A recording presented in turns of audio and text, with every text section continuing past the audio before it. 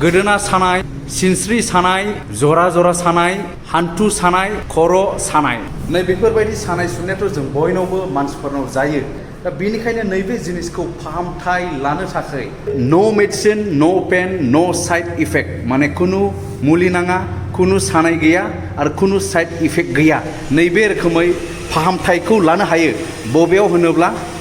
बेनो जादों SI निउर' therapy दा नैबे सानाय सुनायखौ फाहामग्रा एसआइ निउर' थेरापि बेनि गासै डिटेल्सखौ नोंथांमोना आं दिनै मिथिहोनो थांगासिनो दं जास्ट नोंथांमोना भिडिअखौ नायलांदो भिडिअखौ जागायनायनिफ्राय स्टार्ट खालामफिननि स' बेनो जाबाय नै जायगाया एसआइ निउर' थेरापि आरो बियो स' बेयो जाहैबाय नैबेनो हाइवे खानाय खाथियावनो बेनो जाहैबाय हाइवे ओमफ्राय ओरैहाय बै सोनाबजों हनै बैयावनो जाबाय बेंटल गेटनि सारियालि दा बेजोंहाय एसे ओरै सानजाजों फैनानै नैबेयाव मोनफैगोन आरो बेबायदि गाहायाव बिदिनो नैबे एनिमेल फिड सेन्टार दङ माने जुनादफोरनि जानाय मानाय फानग्रा दङ आरो बेयावहाय बेनिफ्राय थांनांगौ नैबे दखाननि ओरै राइट साइडजों हाबलांनांगौ आरो बे एसआइ निउर' थेरापिनि फुल एड्रेसानो जादों चिरां डिस्ट्रिक्टनि बेंटल गेट होननाय जायगा जायहा मुंदांखा सारिआलिनि एसे सानजाहा बेंटल गेट सारिआलिनि बेयो बङाइगाव टाउन एरियायावनो गोग्लैयो आरो नोंथांमोना जुदि आन्दायोब्लाबो जास्ट बे कन्टेक्ट नाम्बार होनायावल' जगाजग खालामब्लानो नोंथांमोना सफैनो हागोन बेनिफ्राय ओरै फैनानै ओरै लेफ्ट साइडजों एसे गिदिंनानै ओरै हाबबाय नै बेवहाय एर' साइन होनाय दंखायो बेजों गाखोलांब्लानो जाबाय आरो स्टारकेसजों जांख्लाजों माने अब्ला आङो मोनफैबाय नै हाबबाय सिङावहाय बेबायदिनो फुरा क्लिन साफा बिराद मोजाङै मेनटेन खालामनानै दोननाय नुगोन नै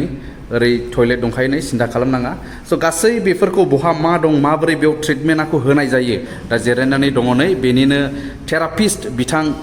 सामुवेल कलेन इस्लारि आदाया नै दे गोजोन्थों आदा औ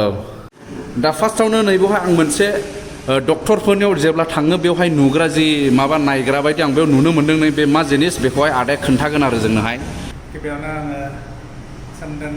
इउटुब चेनेलखौ नायग्रा साफ्रोमखौबो आंनि गोसो गोरबोनिफ्राय गोजोननाय जासिहरग्रोयो बेखौ बुङो जाहैबाय एक्सरे रिपर्ट नायग्रा जेरैहाय MRI एक्सरेफोर माखासे बेबायदिनो सिटि स्केन खालामनाय बुस्थुफोरखौ नायो माने क्लियारलि नुयो आरो ना आच्छा दा नैबे मोनसे MRI खालामनाय रिपर्ट बियो जेरै जोंहा बेखौहाय दा थोयोब्ला माने बिनि जेसेबांनाखि प्रब्लेमसफोर दङ बेखौहाय माने सिनायनो हायो नुनो मोनो बेनिफ्राय जों दा हाबबाय नै मेन ट्रिटमेन्ट होग्रा रुम खथा नैबेयो नैबे सिङावहाय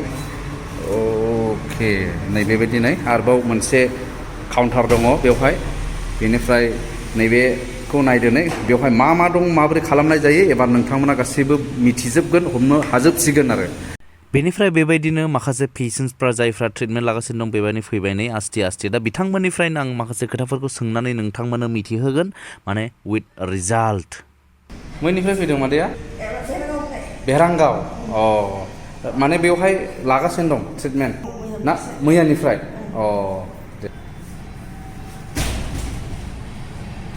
नैबे मादैया दा ट्रिटमेन्टआव दङ नै फाहामथाय लागासिनो दं मैयानिफ्राय फैदों ना मा होनदों मादै मैयानिफ्राय ना बै समस्या मा नोङो उसुबिदाया मा सिनस्रि सानाय हान्थु सानाय दा एसे डेम' नोंथांमोना नायदो नैबे मादैखौ एसे माने प्रसेसआव लांसिगोन नै माने ट्रिटमेन्टआवहाय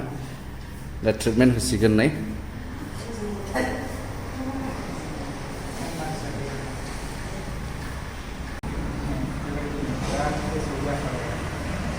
थेवबो मैयानिफ्राय एसे खम जादों मैयाथ' रिटार्नमोन नै हान्थुआ एसे खम जादों सानाया फैसिनदों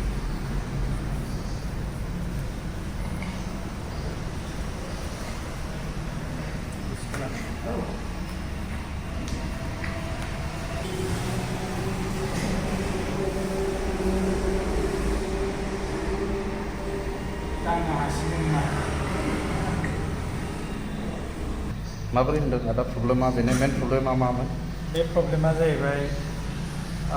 हान्थुनि प्रब्लेम ना जोंनि बर' भाषायाव हान्थुनि प्रब्लेम हान्थुआ प्रब्लेमा मा प्रब्लेम माने बेखौ डक्टर भाषायाव नी अर्थराइटिस होननानै बुंसै नी अर्थराइटिस आतसा माने बे जोंनि बे जेनाखि हान्थुनि मोनसे गिला थायोना बे गिलाया बेनो दोलानाय बायदि जायो आरो जेब्ला बे गोजौनि हाराजों आरो सिंनि हाराजों नांजाबो अब्ला बे दोलाबनायखौनो अर्थराइटिस होननानै बुङो बेयाव माखासे इनफेक्सनबो जायो बे जाब्लानो मानसिया थाबायनो हाया हान्थु सानाया बेनिफ्रायनो जाबाय बेनिफ्राय सुरु जाबाय आरो बेल' नङा बे लासै लासै जेरैबायदि बैसो जालांबाय थागोन बे अर्थराइटिस होननाय बुस्थुआ बेयो मा होनो बे हान्थुखौ ओरै जोंखौ गेदा खालामगोन आरो ना ना गेदा जालाङो आथिङा ओरैसो जागोन आरो ना बेबायदि बोखिलांबाय थायो बे अर्थराइटिस बुस्थुआ आरो जों बेखौनो एडजास्ट खालामनो थाखाय गुरै थाबायोबा माने सागानाय मोनो बेखौनो साइड लायै लायै थाबायैनो बे आथिङा ओरै जिलिर बायदि जालांबाय थायो गेदा जालाङो दांबानो सानाय बिनाव दङ सायो जोङो बे सानाया बेयो माने मैयाथ' दांनोनो हायामोन दिनैथ' नै स्टिमुलेट खालामनो हादों बेबायदि खालामलायनो हादों मैयानि समाव बारासिनथारमोन खिन्थु बे लासै लासै लासै ओरैनो खमलांबाय थागोन दा नै बेनि हाइटखौ नायदो आरोना हाइटआ नै खमसिनलायबाय मोजां नायोबा नुनो मोनदों दसे जों स्टिमुलेट खालामनायावनो बे हाइबायलाय आरोना बेबायदि प्लेन जालांसिन दा मोनसे जाहैबाय जेब्ला बाहाय सायोब्ला बेनि माखासे सानाय माबाफ्रा बांसिनै नैबे जायगायाव जमा जायो ओरैनिफ्राय फैनाय जे हान्थुनि बे लास्ट एरिया बाहाय दा आङो बेखौ टेस्ट नायनोबा खालि दांबानो बेनाव सानाय फैगोन आरो बाब्राबलायनाय जागोन नै दांबानो बाब्राब आरो बिदिनो माखासे ट्रिटमेन्ट होनोहाय माखासे इकुइपमेन्ट्स बाहायनाय जायो नै बेफोर नै दा बेखौ मिथिजोबगोन नोंथांमोना मा मा बाहायनाय जायो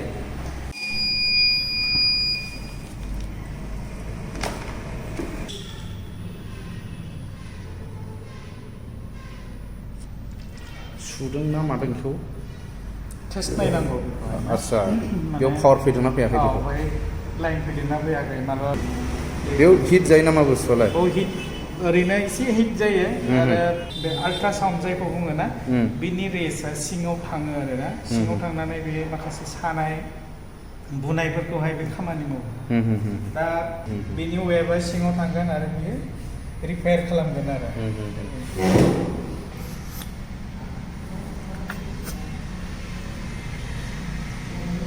बियो लिमिननायनि नामा बेखौ जेल जेरै आल्ट्रासाउन्ड खालामब्ला जेल होयो थिग बेबायदिनो बे जेलखौ नांगौ जायो जेनेबा दा बिनि सानाया दसे उनावनो आराम मोनसिगोन आरो इनफ्रारेड लाइट आं सिगांनि भिडिअ'बो खिन्थादोंमोन इनफ्रारेड लाइट ओमफ्राय बेनि खामानिया बेयो जाहैबाय गरम खालामो गुदुं खालामो मानो होनबा बे गासैबो सानाया गुसुजों बारा जाजोबो नालाय बेखायनो बेजों माने जों गरम खालामोबा खालि सायावल' नङा बेनि गरमा सिङावबो थाङो आदसा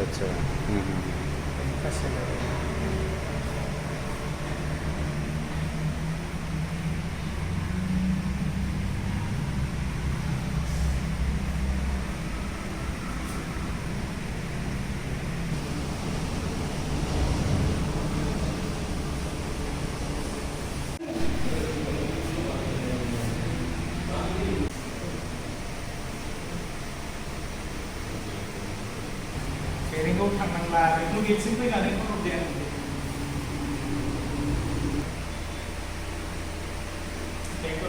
IFT होनो एबार IFT पार्ट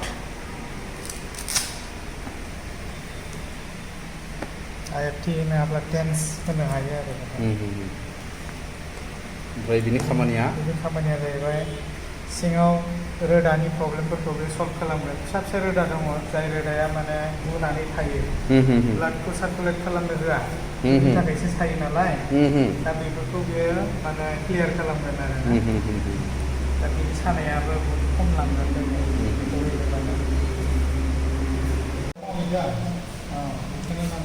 मा होनदों मादै रोदायाव मावफैदों ना सिङाव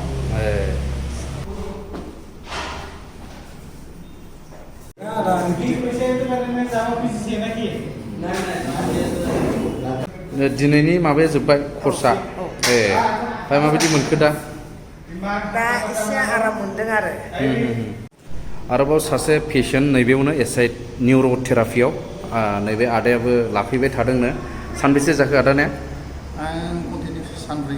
कन्टिनिउ सानब्रै दिनैजों ओमफ्राय मामोन प्रब्लेमा आदाने प्रब्लेमा बेनो माबानि आथिंनि सानाय जानजि सानाय अ दा बोसोरफ्रावबो मोननाय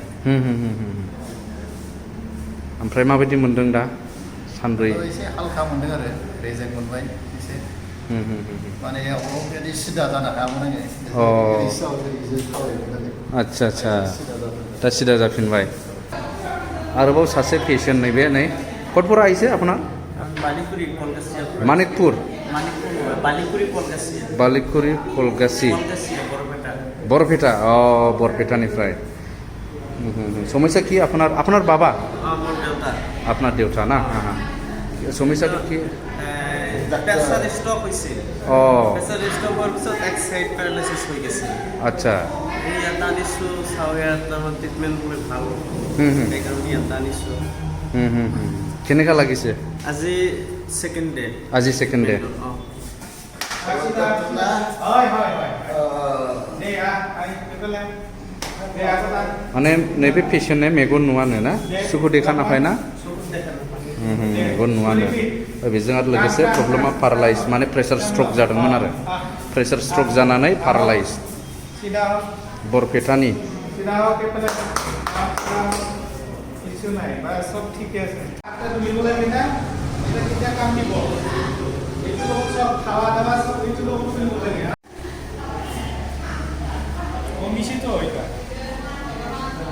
যোৱাকালি একদম এনেকৈ ফুলা ফুলা আজি কমিছে না তাকে বুজিব হাতখন অলপ বিষাইছে এলা বিষা নাই হাতখন বিষাইছে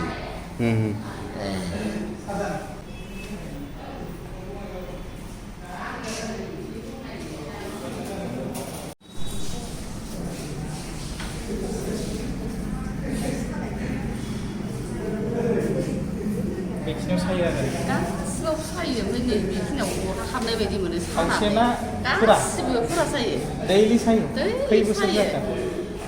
3 बोसोरानो जानोसै दे आफोर मास मोनबा खर' सानाया खर' सानाया बिराद सिकित्सा लाबाय ओमफ्राय हामाखै ओमफ्राय